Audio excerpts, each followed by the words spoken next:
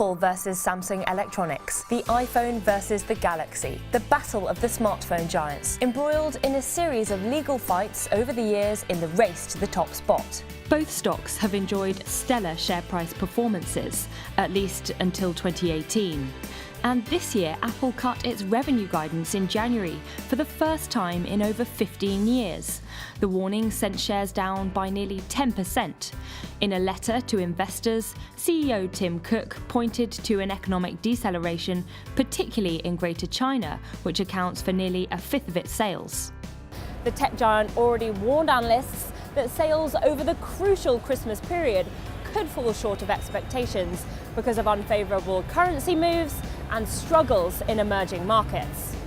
The stock has been caught up in a torrid time for the tech sector. The so-called FANG stocks have been hit by regulatory concerns, tighter monetary policy and worries about US economic growth. Adding to the pressure, analysts at UBS, Morgan Stanley and Goldman Sachs recently downgraded their price targets on Apple. UBS pointed to a survey which suggests that purchase intention for the iPhone was at the lowest level in the US in 5 years. And Morgan Stanley says China is to blame for weak iPhone demand. In November, Apple announced plans to stop reporting sales of its most critical product, the iPhone. This spooked investors and sparked concerns about slowing demand and lengthening replacement cycles. But many analysts are still bullish on Apple. Ben Gutteridge, head of funds research at Brewin Dolphin, thinks the sell-off in the tech giant is overdone. We think Apple looks a decent buy at this stage.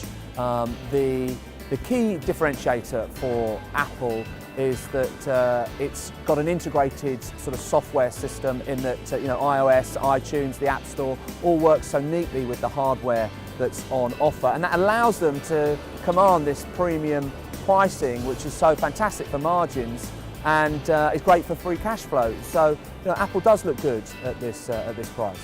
So perhaps the declines in Apple have gone too far. So what about Samsung, its bitter rival and the global market leader in smartphone sales?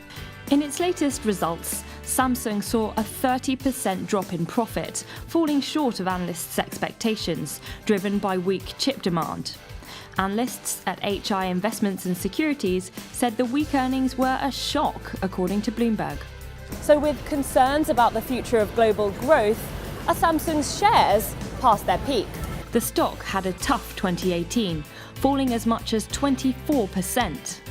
Well, there could certainly be a trade on Samsung because it's been really punished in this sell-off. In terms of its longer-term prospects, perhaps relative to Apple, it doesn't look quite so good. That memory business was a good news story in 2017, but it's become evident that competition has meant that pricing's come under a lot of pressure and therefore has been another headwind to Samsung's business. And of course there could be a move higher in memory pricing, but it's such a cyclical business. As the pricing goes up, so more competitors come into the market and then pricing falls once again. So it's hard to command a real premium rating for Samsung's memory business.